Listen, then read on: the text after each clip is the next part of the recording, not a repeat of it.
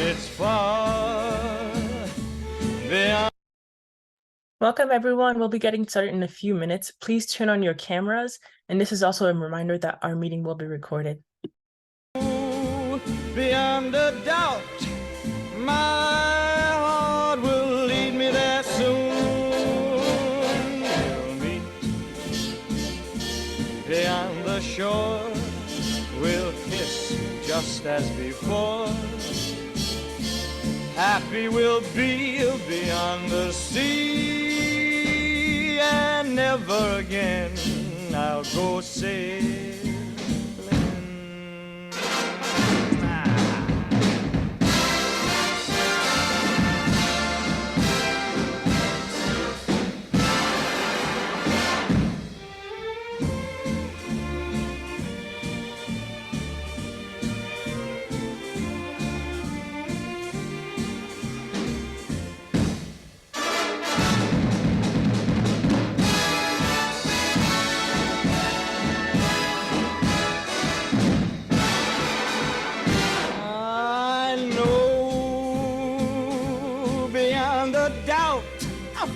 My heart will lead me there soon.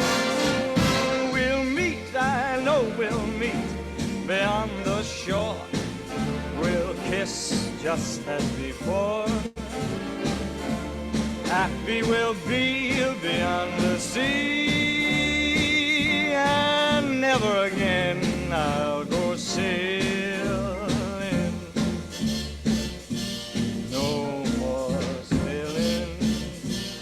So long sailing, bye-bye sailing.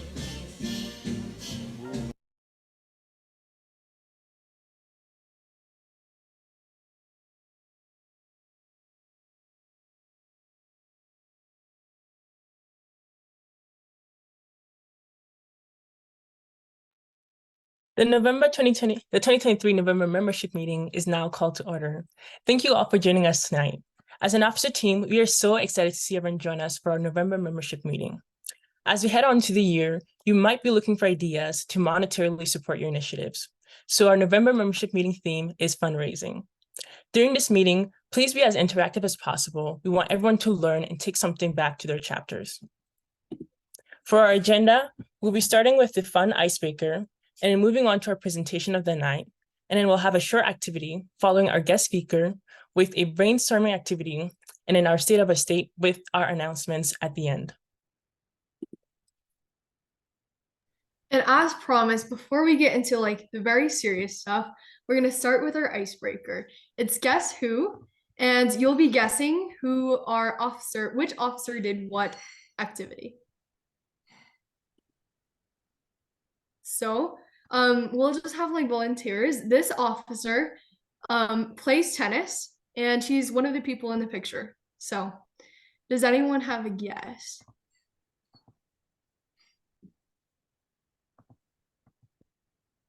Okay, that is correct, Braley.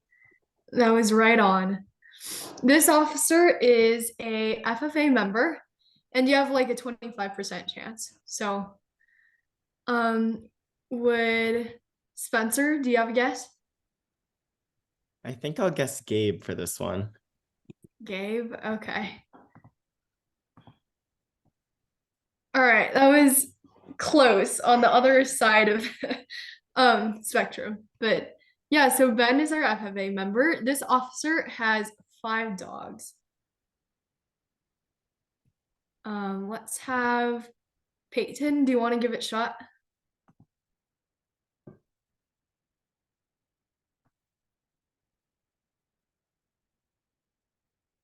Or we can have Josie. Would you like to guess? Gabe? I don't know. Gabe. All right, Kaylee. Just so you guys know a little bit about our officers, and our last officer has 3 jobs. Let's see. Would Marissa, would you like to try? I honestly have no idea. No idea. Okay. We didn't give you two limited options. We have all the officers on stage on this one. So, and the final reveal is Brisa. Oh, just kidding. There's one more. This officer works at a daycare. Anyone can guess. Or Spencer, you would like to go again? You were pretty close the first time. I mean, I'd have to guess Gabe again. Gabe works at a daycare. Gabe is a jack of all trades. He does everything. Is Kindle.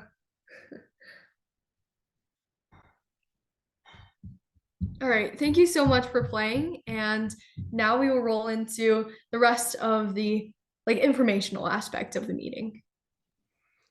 To help your chapter have a successful time fundraising, we prepared a presentation full of wonderful information that both you and your chapter can use. In order to have a successful time fundraising, it is important to understand why fundraising is so important. So financial support is one of the #1 things that fundraising objects to do. And whether that be for a community, your own personal FBLA chapter, that's the primary thing that everybody thinks of. But in addition to that, it also enables you to access resources, scholarships, and opportunities. Something that my chapter does is through our fundraisers, we're able to send our members to state and nationals. Community engagement is really important. And when you're hosting a fundraiser, whether it be for FBLA or not, you're going to be reaching out to your school administration. You're going to be reaching out to neighborhood members, other students within your school. At the end of the day, that's going to increase the awareness for FBLA and the understanding of what you're doing and why you're doing it. Sustainability is really important as well. If you're any chapter officers here, a lot of you understand that you might get financial support from your principal, your school staff. However, that money has a lot of ties. And when you can fundraise that money, you're able to go on to national, state over and over again, and it creates longevity in your program. Also, for our freshmen, sophomores, when they get to practice talking to people, whether that be in the idea or in the focus of competitive events, it gets them ready for those presentations, role plays, and that's really supportive, especially for people trying to get out of their shell. I know that helped me. I know that helped some of my chapter members, and it's helped us get a lot further within FBLA. And a specific note, if you get to go back really quick, I'm sorry.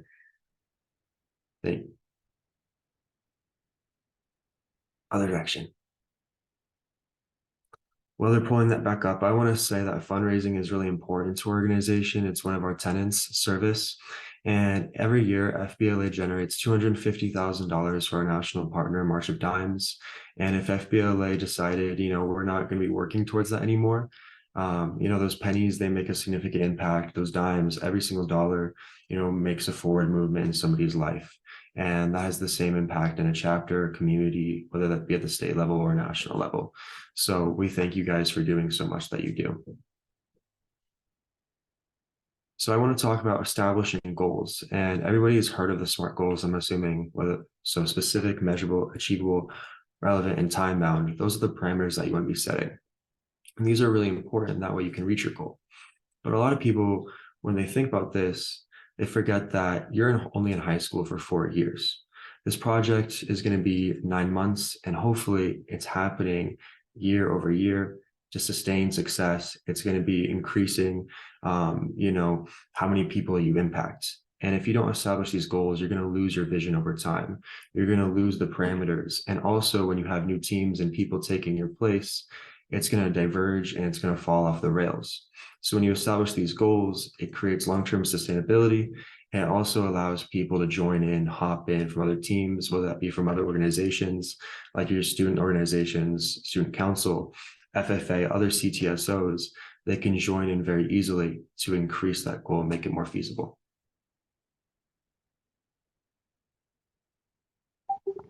So kind of some of the long-term fundraising projects that you can engage in is one of the big ones is going to be business partnerships. So that can be direct sponsorship where essentially they're just giving you money. And a lot of the times that's going to be in exchange for things like putting a logo on the back of your t-shirt, little things like that. Or it might be some kind of alternatives within that. So that could be things like depending on what you're fundraising for, they might donate certain types of goods, or they might do something where they essentially have a day where they give you a percent of all the profits that they've earned on that day, or you have like different specific fundraisers like that. And then in terms of school events, that can be both hosting and participating. So that's going to be things like, for example, if your club is going to be responsible for hosting a school event, you might be in charge of running ticket sales for that day or running concessions. And then you're again able to get a percentage or just all of those profits. And then you have your school-based enterprise initiatives, which are just going to be school stores and cafes. Or I know my school's FBLA has like vending machines that they have, and we get all of the profits from that.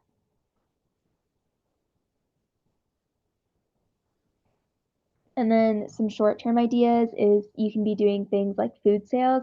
So that can be really popular just because there's a lot of little planning. There's very little planning required. And you can typically, depending on like your prices and how much stock that you have, you can make a pretty decent amount of profit off of that. And it's not a lot of work that you have to go through. And then you can also have merchandise, so you can create and sell merchandise to your school community and offer services like that to clubs at your school. So, for example, my school's FBLA chapter has their own t-shirt printing press, and so we're able to sell the shirts that we make, and we even offer that service to other clubs within our school, so they can get their team's t-shirts printed by us. And then lastly is game tournaments. So you can host a one-day game tournament for your community. And again, that's just going to be kind of the same idea as before, where you're collecting those ticket funds and you're going to have a portion of those. You can even give away the prize for winners. That way you can really provide incentive for people to join, to spend money on these tickets, things like that.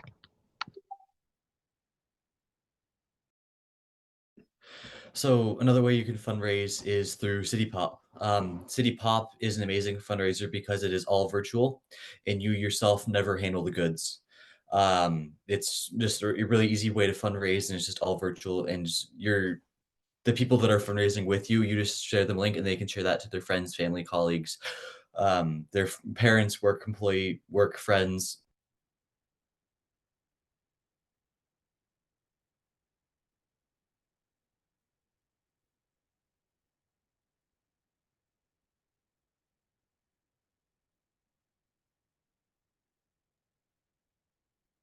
Ben, we can't hear you.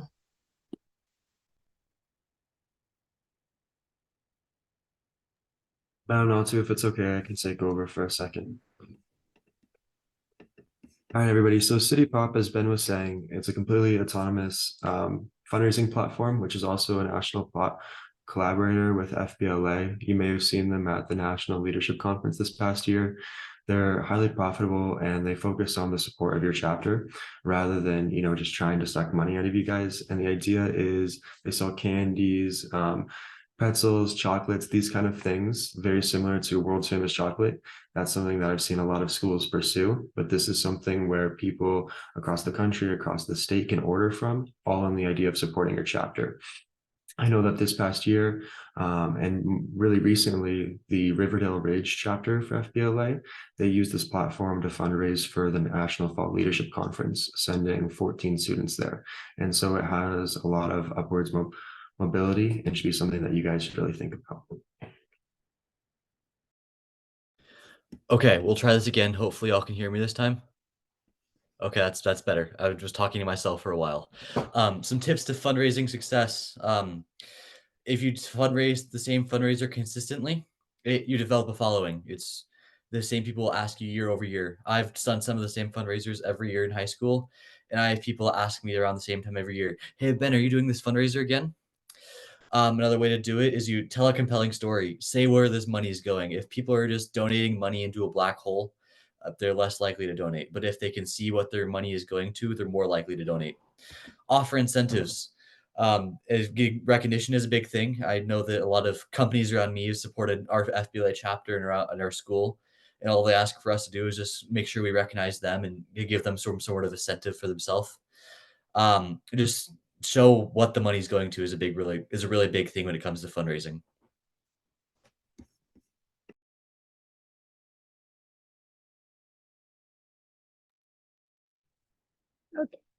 Okay. Sorry about that. Thank you for all listening to this presentation. We hope it was beneficial to you and gave you some ideas you can implement. All right. So to summarize most of the important parts of the presentation, we have a fun short game of Jeopardy for you guys to kind of just show your knowledge. Basically, you're going to request a question and answer with what you learned from the presentation.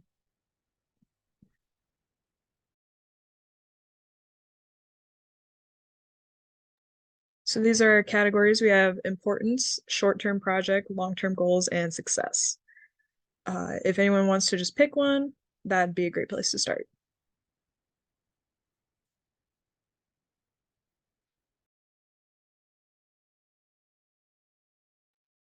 Let's do importance for 500. All right. How much money does FBLA raise for March of Dimes? This is a hard one, I'm not gonna lie. Yeah. $250,000 every year. Very good. Very nice.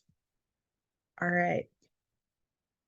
You guys can just shout out which one you want to pick or put it in the chat, whatever works for you.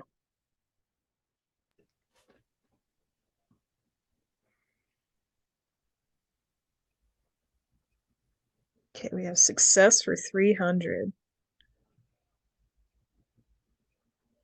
How do you develop a following for fundraising success? Okay, there's two options for this. If you can get one, that's cool.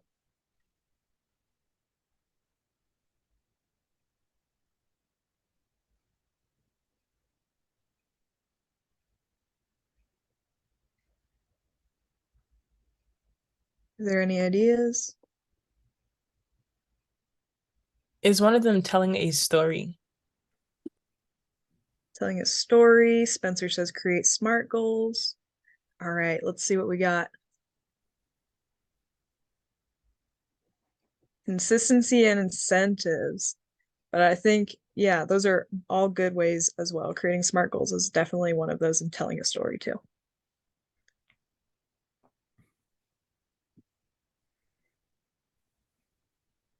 Short term, 300. All right, Annabelle. Name one short-term fundraising idea. So I believe it was Naisha that listed a couple. So bake sale or concessions. All right.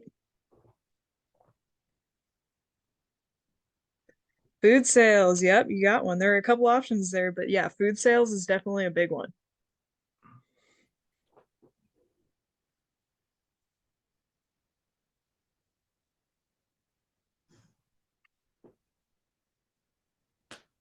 Okay, we have a couple more. Gabby, do you want to give one a try? We'll go importance for 300. Awesome. Why is fundraising important? There are 7 options if you can name 2 of those. I don't know if I can get any of the 7, but I would say helps with like student funding, so like attending conferences, and also teaches skills to the members, like how to like present themselves and sell things. So I'll go with those 2. Awesome, yes. All right, let's see. Yeah, we have financial support, which you mentioned, and then also like chapter autonomy, a lot of things that you said are in there, so that's awesome. Good job. All right, we have a couple more if anyone wants to give it a try.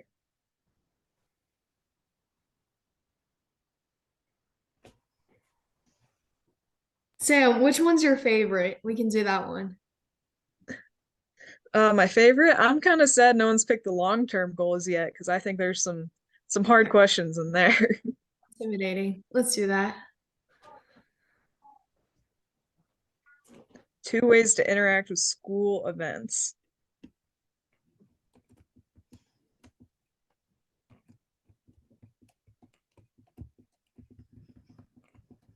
You have any ideas, Amy?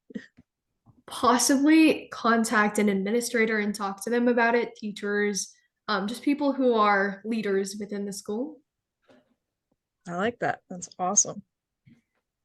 All right, let's see. hosting and participation, which those are things you would do if you were hosting. So I like it. Great. Okay. If you guys want to take a shot at another one, that's good. If not, that's all right too.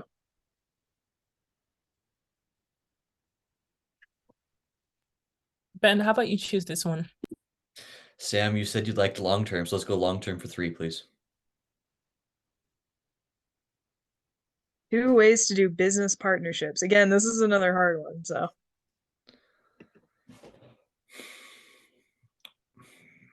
Direct sponsorships and alternatives. I don't know. Well, I think you might.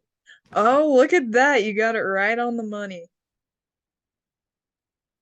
Perfect. 300 points to Ben right there. All right, we have 2 left. Short term and success.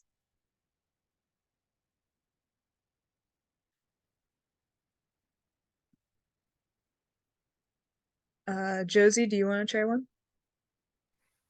Sure, we'll do short term. Okay, this one's kind of an interesting one. What is one short-term idea that you have? Like a school store where you sell like just random stuff that your students might like. Awesome. I love it. Good job.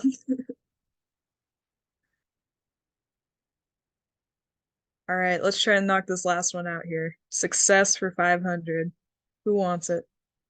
What does the A stand for in SMART goals? I know you guys know this. Oh, Spencer. First. Damn. Spencer was quick with it. All right, let's see if that's right.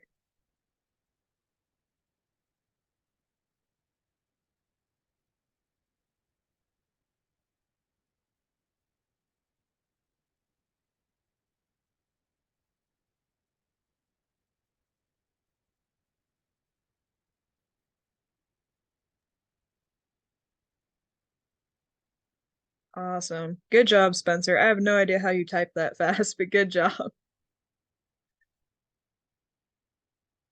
All right, guys. Thank you for playing. Awesome.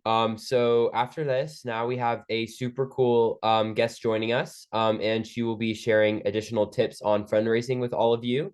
So please welcome Annabelle. She's a District 1 district officer. She's a capstone finalist, and she's a member of the President's Council. Awesome. Thank you guys for letting me be here tonight. As Jay kind of introduced, my name is Annabelle Rusco. I'm a sophomore in Roosevelt High School in Johnstown. So we're about an hour north of Denver. So you've probably seen me around Colorado FBLA from time to time. So a large focus both in and out of my FBLA journey has definitely been fundraising.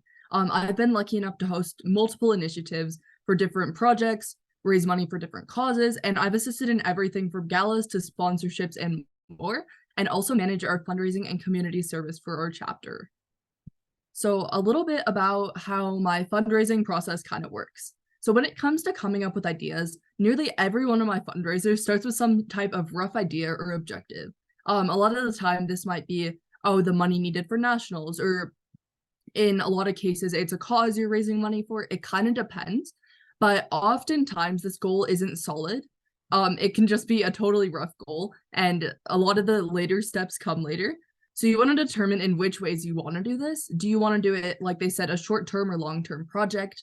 Is this something you're willing to continue on for many years to come? Things like that. Yeah, I found for me personally that it works best with a brainstorming session where I just write down any idea I have.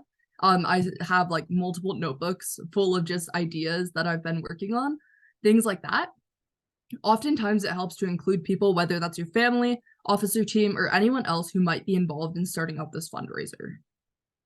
So one of the fundraisers I'm most well known for is a children's hospital one. This was my first experience, my first step into fundraising. I started out this fundraiser almost 6 years ago when I guess I would have been like 8 years old. Not 8, anyway. But so I started this out when I was super young, and it started as a very small cause, but it's been that project that I've been able to shape into something a lot better. It has grown from me selling lemonade in my front yard to now raising over $50,000 in the time that we've done that.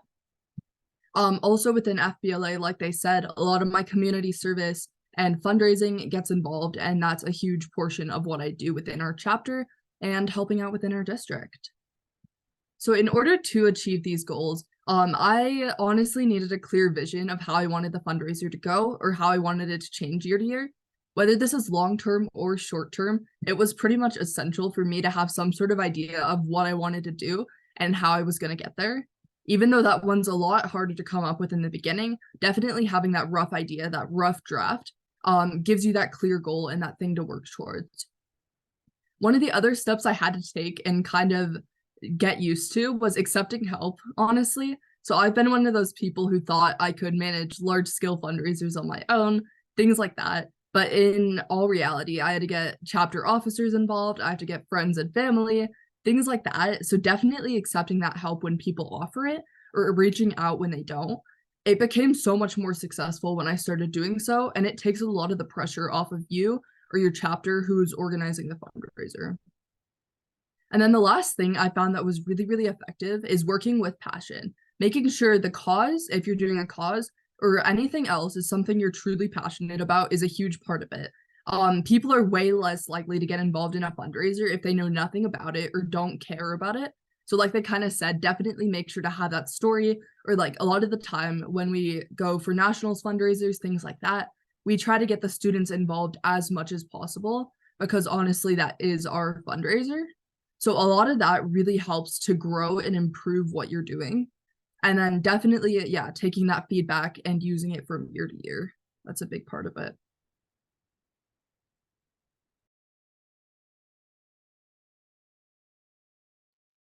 Annabelle, I have a question.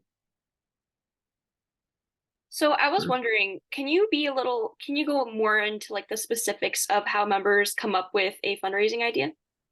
Yeah. So like I said, members and anyone in the chapter really is going to want to get involved with the main reasons they think they want to do this fundraiser. Again, a lot of the time it's really well defined. It's, oh, we want to raise enough money to go to state. Oh, we want to do this. But a lot of the time it's just starting something for something you're passionate about, things like that.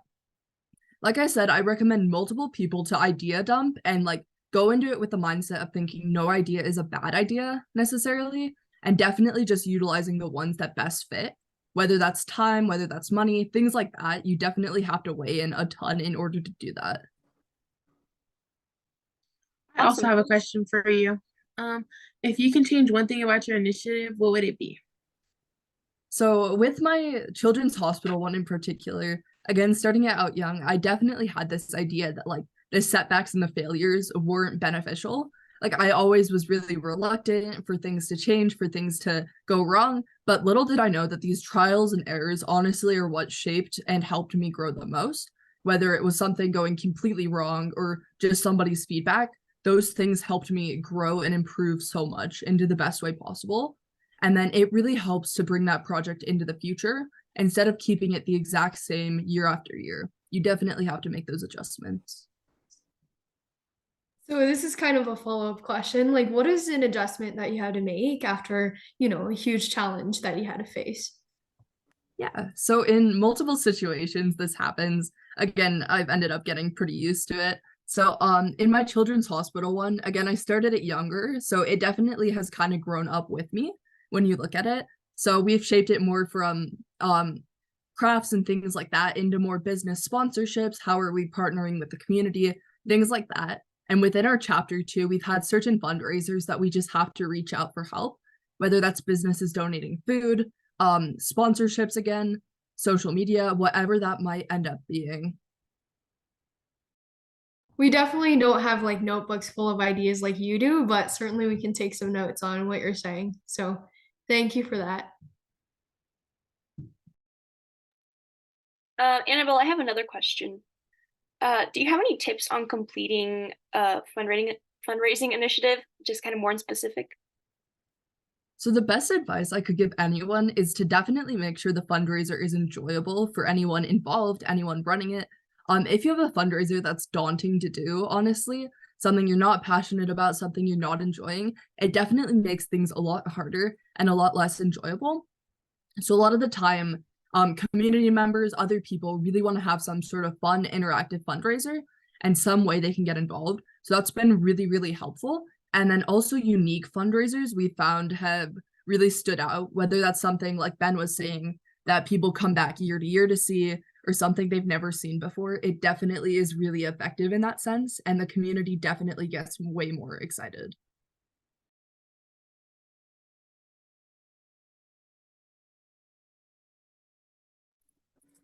Great. If there are no more questions, was that the last question?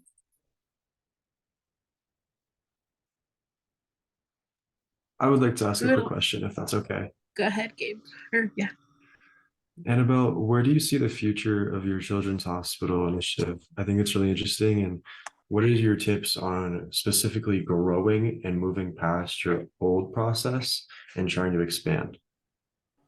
Yeah, so like I said, that's definitely a project that's developed and grown over so many years. Like 6 years in, you definitely learn some stuff.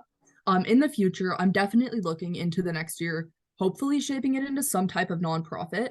It's definitely a lot bigger than myself. So again, accepting that help, things like that. And then I think also, again, being open to that feedback, being open to like changing things, adjusting things, figuring out what does and doesn't work. I can tell you, like, it looks completely different year to year, just depending on what we're learning. And then I think as far as goals go, pushing a project forward, this one was definitely one that was driven by passion. I have friends that I'm connected to down there. I have different experiences that have kind of driven me to continue with it, and definitely the impact that it's able to make. That's why I love the community service-based fundraising for sure. And yeah. Thank you so much. I was wondering what initially inspired you to do this project? I mean, what really started it? Yeah, so that's a good one. A couple people know I have a long-term health issue that ended up spending some time down there. So that was definitely good. And just seeing the impact of what a little bit could do for the kids and the workers down there was definitely crazy. Then throughout that time, I was able to meet a ton of different people. Like a lot of them I still talk to today. So many people have been able to connect and learn from this place. And honestly, it's been the one reason all of that has been able to calm down and really make an impact. So I think that's what's good, is I'm able to speak more from experience with it versus just kind of going into a fundraiser not knowing much about the cause or what it means. That's amazing. Thank you.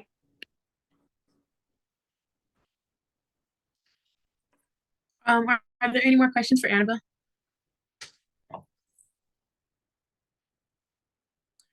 Well, we'd like to thank you, Annabelle, for your presentation and for joining us today and sharing all your wonderful tips with all of us.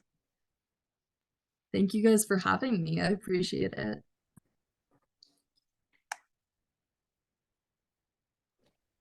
All right, so we know that most of you have spent all this time listening to us. And for our last activity tonight, it's time for you to share and listen to each other's ideas. For this activity, you will have 7 minutes in a breakout room to discuss the points listed on the slides. During the breakout time, please select a representative to share when everyone is back in the main room.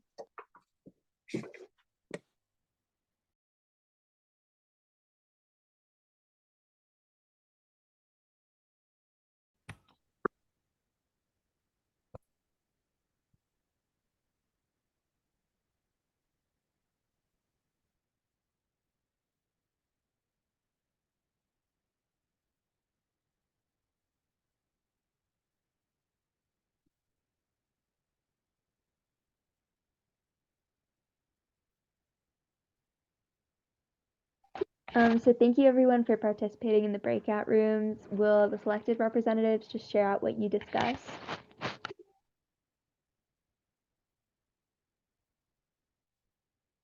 I can represent breakout room 4th. So I think we collectively realized that fundraisers are successful based on the size of the school. So there is no one size fits all program. So I come from a relatively large school. So we have a boba fundraiser. FBLA doesn't, but Stuco does in a boba fundraiser where they make hundreds of dollars every week by selling boba every Monday for $6 this year. It is wildly successful.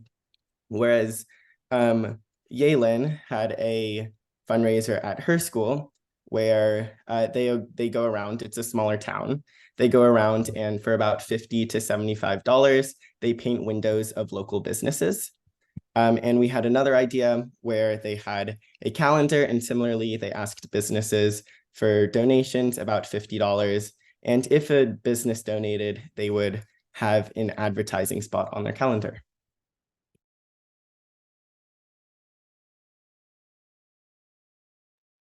Okay, I guess I can go next. I think we were group two. When we were talking about ideas, we also realized that like it depends on where you're at. So, oh my gosh, I know. Wait, names. So Jake was talking about how his school, like, they don't really do a ton of fundraising and they ask more for donations. But then like at my school, we have a lot of like rules and regulations we need to follow. So we have like online fundraisers. So it's almost like the city pop, but we do seize candy. And even though it's a struggle, we're trying to do it. And then we also have like we also try selling things during like lunches or before and after school, but there's just so many regulations that sometimes it's not possible. But just going back to the idea that all schools are different and that you have to figure out what works for you.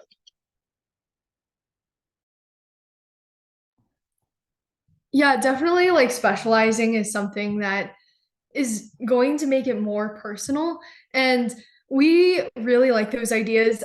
Actually, our group was a lot less like kind in focusing on specific schools. We were mainly thinking of this like competitive spirit that like unites like most schools. Um, and a lot of the activities that we thought of were pretty like malicious. One namely like having like jailing your teachers or like trying to compete on which teacher can raise enough money to be jailed. Or for example, pie the face of your like state officer if you raise enough money for them. Or like we had one where Ben does a lot of stuff in FFA, and one of the traditions is whoever doesn't raise enough money has to kiss the pig. So there's like a really threatening, like dangerous aspect to losing this competition. So you better win. Another thing is we had like a carnival that Brady brought up. That would be really fun and lightning. And then also Brisa brought to the table like a mascotting like offices, like lockers, kind of like the way that you would do like different schools and neighborhoods. So it was just a lot of fun ideas that we threw out. Definitely not comprehensive, but we had some competitive ideas as well. So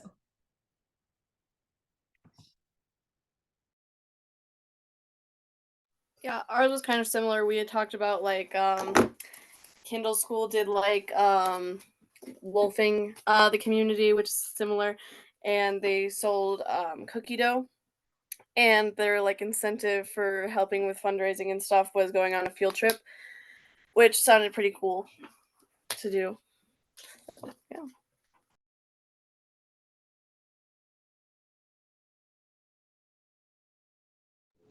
Cool. Is that all of the groups? Okay, looks like it.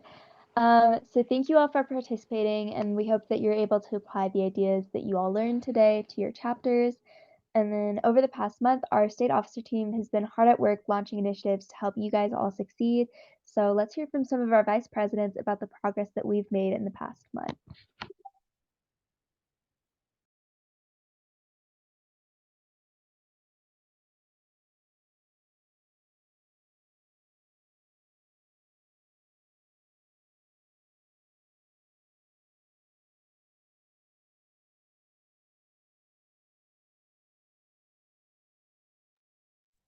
All right, guys. Hopefully everyone can hear me okay. My internet's breaking up a little, but just to update you guys, we did the Why I Serve challenge a couple weeks ago, and we got to share, all the state officers got to share why they served, which was really cool. We also did March of Dimes Awareness Week and celebrated March of Dimes and their awareness and Prematurity Day. And then one thing we're mainly focusing right now is our Service Sundays. So if you guys do a service project with your FBLA chapter, go ahead and submit that. There should be job forms on the website that you can submit it to. And we will recognize you on social media, and you have the chance to be recognized at state as well.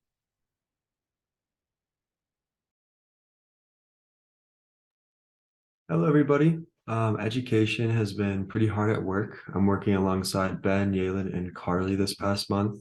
And a couple of things we've been doing is really an emphasis on the newsletter. We're now transitioning to also having a Spanish edition for Colorado FBLA Day, and all previous editions will be updated as well. That way you can be more inclusive with our communities. In a few days, you guys will see Chapter Spirit, which is basically a way for chapters to be submitting their spirit wear for this membership year to be spotlighted on social media. And as a quick reminder, we're moving into the competitive event season with DLCs in February and January. We have created videos in the past that are on our state website that'll help you guys get through presentations, tests, and role plays. Thank you.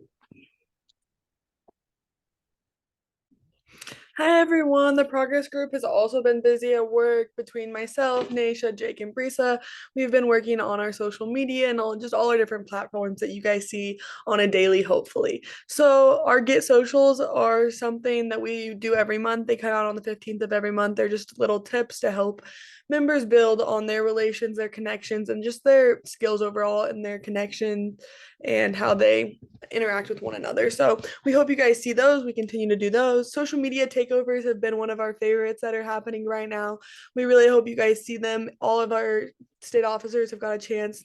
Everyone has got one yet, but throughout the year, everyone will get a chance, and they get to take over the Instagram for a day, and they get to ask questions and answer questions, and you get to know them. So that's awesome and a lot of fun.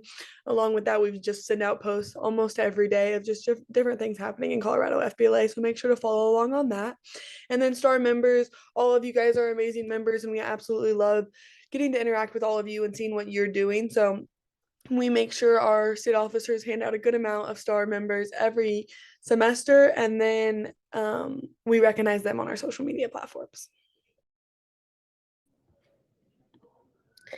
Before we get on to our announcements, let's take a quick picture to celebrate the milestone of our 4th membership meeting. Everyone, please turn on their cameras and smile.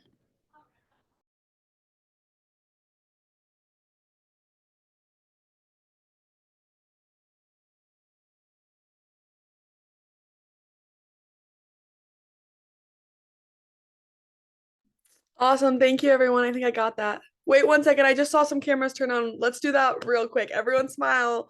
1, 2, 3. Thank you.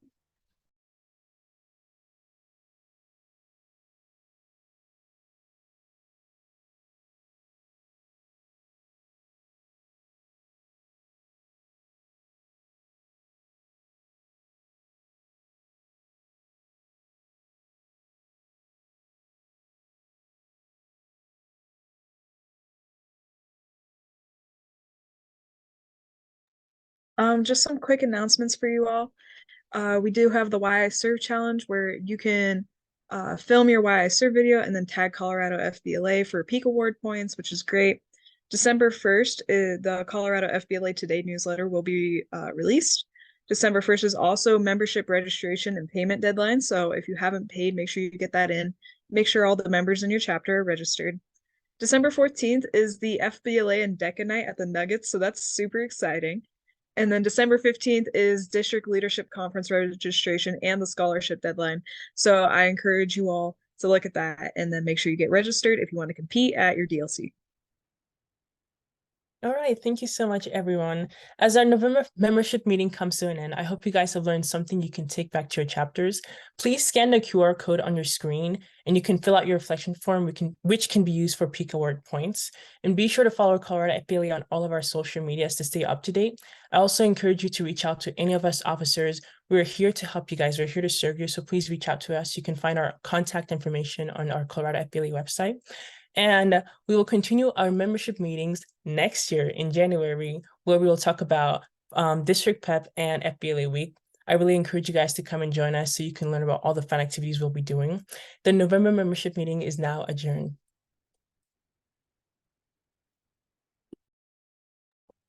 Bye, everyone.